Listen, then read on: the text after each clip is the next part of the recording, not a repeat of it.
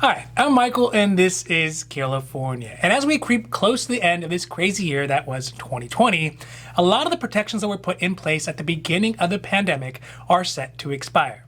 One of the biggest protections set to end is the forbearance on student loan debt that is supposed to allow millions of Americans to postpone paying back their monthly payments on their student loans until they and the economy can get back on its feet.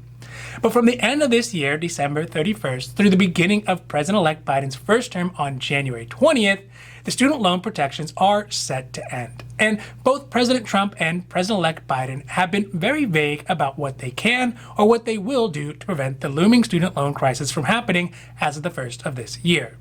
So today we are talking about the student loan cliff, what President Trump may do, what Congress could do, and what we know about President-elect Biden has said he plans to do. Now this is your 5-minute daily dose. So let's make this quick. But before we do that, if you like this information, if you find it interesting, if you find it helpful, please don't forget to like and subscribe. That way you can get updates when our newest and most informative videos become available. Right now, across America, there are around 33 million student loan borrowers whose student loan payments were paused back in March. This was partially because of the passage of the CARES Act relief bill, as well as President Trump's executive order later that summer. But out of the 33 million students who have had their loans paused, 8 million of them were previously in default already. The concerning problem at the moment is what will happen as of January 1st.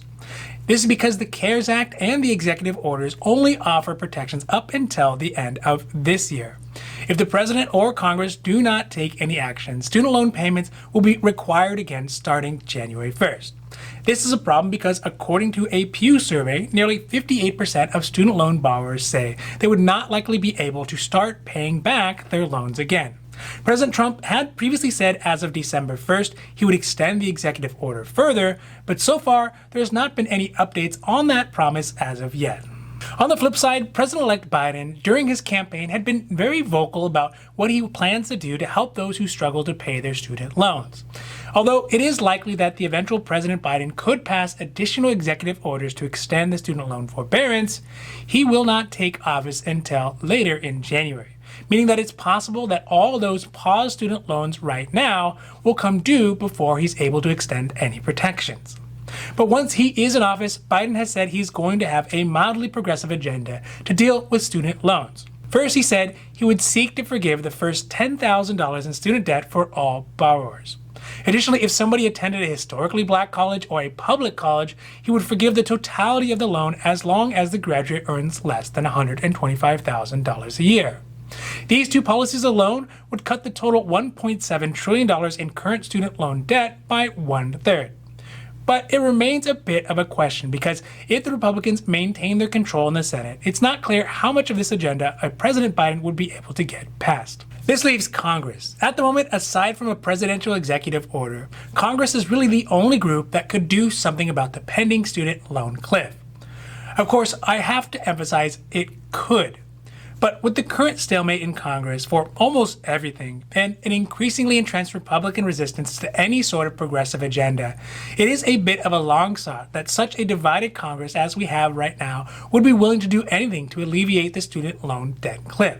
There is talk from House Democrats to include student loan debt forbearance in another stimulus package, if one could be passed. And in the HEROES Act, there is a provision to allow students to defer their student loans until September 2021.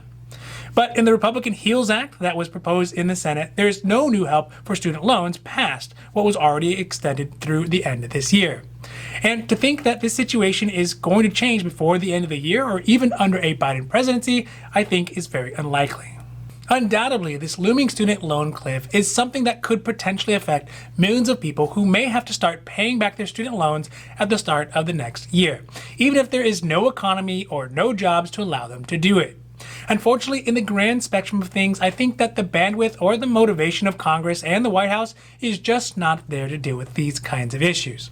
This on top of the increasing pandemic numbers, the slowing improvement of our economy, and the lame duck sessions through the end of January, it doesn't look like much is going to get done. Furthermore, with a potentially split Congress and a Republican Senate, it's really going to limit what either the eventual President Biden or a Democratic Congress could actually get done.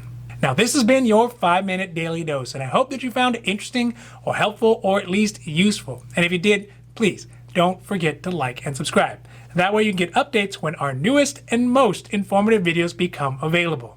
Also, we here at California, we know health insurance. So if you have any questions about your health insurance, leave those down below and we'll be happy to make a new video or a new post as soon as we can. Now, other than that, I'm Michael and this is California, wishing you a happy, healthy day.